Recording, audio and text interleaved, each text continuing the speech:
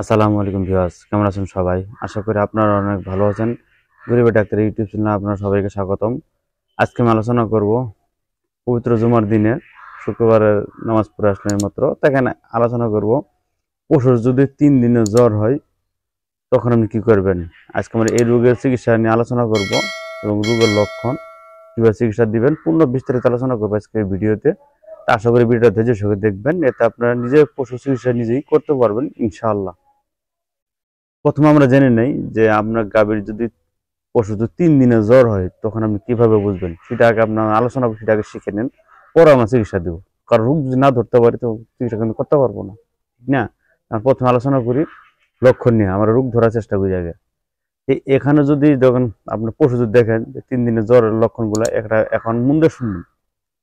প্রথম আপনার পশু দেখবেন ক্ষুধা মন্দ দেখা দেবে, মানে খেতে দিবেন সে খাবে না, অনিচ্ছা প্রকাশ করবে। দেখা গেল আপনার চোখ দিয়ে নাক দিয়ে পানি পড়বে। তারপর দেখবেন যে শ্বাসকষ্ট বেশি হবে, মানে জোরে জোরে শ্বাস নেবে। যেহেতু তার যে পশুর যে ঠ্যাঙ্গের পেশিগুলো থাকে দেখবেন যে ওগুলো কিন্তু মানে এই জ্বরের কারণে মানে আক্রান্ত হয়ে দেখবেন খুঁড়িয়ে খুঁড়িয়ে হাঁটবে, খুঁড়িয়ে খুঁড়িয়ে হাঁটবে। এটা আপনি মনে রাখবেন। দেখবেন যে আপনি আবার অনেকে দেখছেন গরু খেতে খেতে শুয়ে পড়ছে, আবার জাবরও কাটছে। আপনি যদি এগুলা লক্ষণ দেখেন, আর 3 দিনের জ্বর এই রোগটা কিন্তু গরুর জন্য মানে মানে কঠিন, মানে মারাত্মক না। 3 দিন পরে ঠিক হয়ে যাবে গা, ঠিক আছে? 3 দিনের জ্বর মানে 3 দিনই থাকবে, এরপর ঠিক হয়ে যাবো গা। এখন আমরা হয়তো ভাবতে পারি যে 3 দিন পরে যদি ঠিক হয়ে যায় গা, 3 দিন চিকিৎসা করে কি দরকার, টেনশন কোনো প্রয়োজনই নেই, 3 দিন পরে ঠিক হয়ে যাবো গা, টেনশন তো দরকারই নেই, তাহলে চিকিৎসা করার কি দরকার? এটা আপনার প্রশ্ন জাগতে পারে। হ্যাঁ, আপনার প্রশ্ন জাগতে পারে, যদি মনে ভাবেন সেটাও ঠিক আছে। আমি জিনিসটা একটু বুঝিয়ে বলি, তাই বুঝতে পারবেন। মনে করেন আপনার আজকে শুক্রবার জমা নামাজ পড়ে আসলাম, একটু বোঝার চেষ্টা করবেন। আমি মানে জাস্ট একটু বোঝানোর জন্য বলছি, মানে সিরিয়াসলি নেবেন না। মনে করেন আপনি দেখেন সুস্থ সবল আসলেন, হঠাৎ যদি আপনার জ্বর মাথা ব্যথা শুরু হয়, and আপনি জানেন অসুখ হইলে আমরা ওষুধ খাই, অনেক মানুষ ওষুধ খায় না, ঠিক আছে? এই জ্বরটা কিন্তু না খান, দেখুন কিছু কষ্ট করতে হবে, কষ্ট করলে দেখুন ইনশাল্লাহ আস্তে আস্তে ঠিক হবে।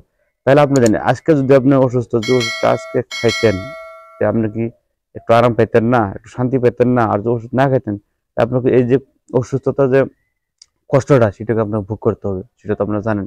তা আমরা যদি তো কষ্ট যন্ত্রণা হয় তো পশুর কিন্তু অবশ্যই যন্ত্রণা হওয়া হবেই, এটা আপনার এটা মানতে হবে।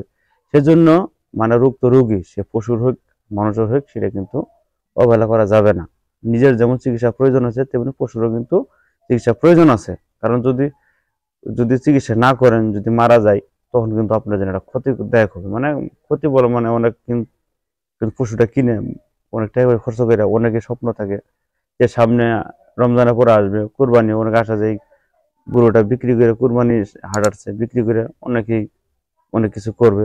এক একজনের চাওয়া পাওয়া একরকম থাকতে পারে, সেটা আমি লোক করলাম না, এটা আপনারা বুঝে নেবেন।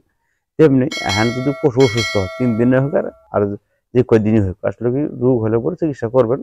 এটা সে একটু শান্তিতে হলো, মানে রোগের যে মানে পশুর যে রোগের যে একটা মানে মনে কর মানে পশু আছে যে রোগ হয়, যে চিকিৎসা না নিলে মারা যায়, রোগের হার মৃত্যুর হারটা কমানোর জন্য যখন একটু দেখলেন অসুখ ছোট হয়ে আর বড় হোক, সাথে সাথে চিকিৎসা দিবেন, এতে মৃত্যু হারটা কমে যাবে, ঠিক না? রিস্ক নেওয়ার কোনো দরকার নাই। আমরা আলোচনা করলাম 3 দিনে যদি জ্বর হয়, এই জ্বরের কি লক্ষণ দেখে আমরা রোগ ধরো সেটা তো আমরা আলোচনা করলাম। এই লক্ষণগুলো যদি আপনার পশুর সাথে মিলে যায়, আপনার হোক আর আশেপাশে লোকজন হোক বা আপনার আত্মীয় স্বজনের মধ্যে হোক, যদি এই লক্ষণগুলো শুনেন বা দেখেন, তখন আমরা বুঝে নেবেন যে এটা 3 দিনের জ্বরের লক্ষণ। 3 দিনের জ্বর 3 দিন পর ছেড়ে দেয়, আমরা বললামই তো কষ্টগুলো করতে হবে এবং মৃত্যুও হতে পারে। সেহেতু যদি চিকিৎসা করেন, 2500 টাকা চিকিৎসা করেন, আপনার লক্ষ্যটা জিনিস কিন্তু বেঁচে যাবে, সেটা আপনারা একটু বোঝার চেষ্টা করবেন। তো এখন আমরা আলোচনা করব চিকিৎসা নিয়ে। চিকিৎসাটা কি দেয় সেটা একটু মজুরে শুনবেন। যে আমরা প্রথমে অ্যান্টিবায়োটিক দেবো, অনেকে আবার অ্যান্টিবায়োটিক মানে আমার বোঝানো যে খালি অ্যান্টিবায়োটিক অ্যান্টিবায়োটিক, আসলে অ্যান্টিবায়োটিক কেন দেয়, ঠিক না? আমি আজকে মানে প্রতি ওষুধের মানে প্রতিটা মানে কারণ বলে দেবো, যেটা কোনটা কি কারণে দেওয়া লাগবে সেটা আমি বলে দেবো। আসলে অ্যান্টিবায়োটিক এটা দেবো মানে যে আপনার রোগের যে জীবাণুটা আছে, ব্যাকটেরিয়া জীবাণু, এই জীবাণুটা চিরতরে শেষ করার জন্য আমরা অ্যান্টিবায়োটিকটা দিব। অ্যান্টিবায়োটিক কোনটা দিব সেটা আমি এখন বলছি। অক্সিটেট্রাসাইক্লিন এলএ মানে লং অ্যাক্টিভ, ঠিক আছে। এই ইঞ্জেকশনটা দিলে কিন্তু 3 দিন মতো কাজ করবে 3 দিন, এই জন্য লং অ্যাক্টিভ, ঠিক আছে। টেট্রাসাইক্লিন এলএ, টেকনোমাইসিন এলএ, রেনামাইসিন এলএ 10 ml। এটা কিন্তু একবার ইঞ্জেকশনটা দিতে হবে, বুঝছেন। 10 কেজি ওজনের জন্য 1 সিসি দিনে একবার করে মাংস পেশিতে আপনাকে এই ইঞ্জেকশনটি দিতে হবে। এই ভিডিওটা কিন্তু মনোযোগ সহকারে দেখবেন, টেনে ছেড়ে দেখবেন না, তারা কিন্তু বুঝতে পারবেন না, রোগও ধরতে পারবেন না, চিকিৎসা দিতে পারবেন না। তো চিকিৎসাটা মধ্যে না শুনেন কিন্তু চিকিৎসা দিতে পারবেন না। ভুলভাল চিকিৎসা কিন্তু প্রাণী মারা গেলে আপনার ক্ষতি হবে, এটা আপনি বুঝতে হবে, ঠিক আছে। তো এখন আমরা রোগ জীবাণু মারার জন্য আমরা অ্যান্টিবায়োটিক দিলাম। এখন কিন্তু এই যে গরুটা যে জ্বর হয়েছিল তার শরীরে কিন্তু অনেক ব্যথা আছে, আপনারা জানেন জ্বর শরীরে ব্যথা হয়, ঠিক আছে। এই ব্যথাটা দূর করার জন্য আমরা আর একটা অ্যান্টিবায়োটিক দেবো, সেটা হলো ডিক্লোভেট, এফানেকভেট, ইটোভেট। এই 3টের মধ্যে যে কোনো একটা আপনাকে দিতে হবে। আমি আর একটা কথা ভুলে গেছি, সেটা হলো যে আমি যে প্রথম 3টে নাম বলছিলাম, অক্সিটেট্রাসাইক্লিন, টেকনোমাইসিন এলএ, টেনামাইসিন এলএ 10 ml। এই 3টার মধ্যে যে কোনো একটা দিবেন, আবার 3টা দিবেন না, তাহলে কিন্তু গরু মরতে সময় লাগবে না, ঠিক আছে। 3টার মধ্যে আপনি একটা দিবেন, ঠিক আছে। আমি আবারও বলছি নতুন করে, অক্সিটেট্রাসাইক্লিন এলএ, টেনামাইসিন এলএ আর টেকনোমাইসিন এলএ, ঠিক আছে। 3টার মধ্যে যে কোনো একটা 10 কেজি ওজনের জন্য 1 সিসি একবারে আপনার মাংস পেটিতে ইঞ্জেকশন দিতে হবে।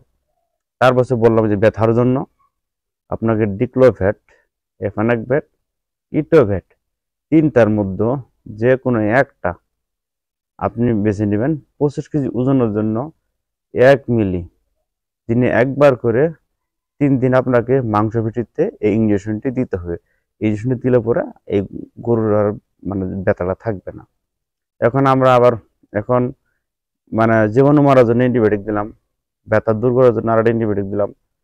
এখন কিন্তু এই গরু কিন্তু অ্যালার্জি থাকতে পারে, চুলকানি খাওয়ার জন্য এগুলো থাকতে পারে।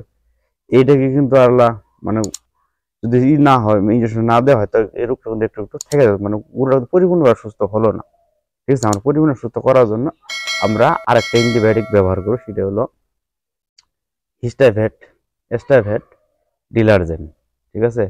এই 3টার মধ্যে যে কোনো একটা ইঞ্জেকশন আপনি বেছে নেবেন। 3 থেকে 5 মিলি করে দিনে একবার করে মাংস পেশিতে 5 থেকে 7 দিন আপনাকে ইঞ্জেকশনটি দিতে হবে। যদি আপনি ইঞ্জেকশনটি দেন, ইনশাল্লাহ আশা করতে পারি যে আপনার যে 3 দিনে যে জ্বর, এই রোগটা ইনশাল্লাহ থাকবে না, মানে পশুর শরীরে থাকবে না, পশুর ঝরঝরা মানে পূর্বের মতো হয়ে যাবে, ঠিক আছে। এতে মনে করেন শরীরের মানে দৈহিক বৃদ্ধিটাও হবে, রোগ যেমন থাকলো না, মানে মানে দুধ খাবে, দুধও বেশি দিবে, ঠিক আছে। মানে যেটাই হোক সেটা কিন্তু তার দৈহিক ওজন বৃদ্ধি পাবে, মানে আগের সে মানে একটু মানে মোটা তাজা মানে সুষম দেহ গঠনের মানে অধিকারী হবে আর কি। আপনার যে ইঞ্জেকশনটি বললাম, যেগুলো আমি অ্যান্টিবায়োটিক বললাম, এই ইঞ্জেকশন যদি ঠিকঠাক মতো দিতে পারেন, সেটা আশা করি আপনার পশুর যে রোগটা আর থাকবে না, ইনশাল্লাহ আপনি সম্পূর্ণ আশা করতে পারেন মানে এই রোগটার থাকবে না ইনশাল্লাহ। পরিপূর্ণভাবে চিকিৎসা দিলেন, বাকিটা উপরওয়ালার ইচ্ছা, ঠিক আছে। যে এই চিকিৎসাটা আপনার মনে রাখবেন, যদি না বুঝেন ভিডিওগুলো 2-1 বার 3 বার 4 বার দেখবেন, দেখে দেখে শিখে আপনারা আপনার পশুর চিকিৎসাটা কিন্তু দিতে পারবেন। তা আজকে ছিল ভিডিও এই পর্যন্তই। তা আমাদের চ্যানেলে যদি আপনার নতুন দর্শক হয়ে থাকেন, অবশ্যই চ্যানেলটিকে like, comment, share and subscribe করবেন। সাবস্ক্রাইব না করলে কিন্তু আমাদের গরিব ডাক্তার ইউটিউব চ্যানেলের ভিডিও কিন্তু আপনাদের নোটিফিকেশনে যাবে না, আর আপনার সঙ্গে সহজে কিন্তু দেখতে পারবেন না। দেখতে না পারলে কিন্তু আপনার পশু চিকিৎসা দিতে পারবেন না। তা আশা করি আমার ভিডিওটা আপনার অনেক ভালো লেগেছে। আমি আবারও ফিরে আসবো নতুন কোনো ভিডিও নিয়ে। সে প্রত্যাশা আপনারা ভালো থাকুন, সুস্থ থাকুন।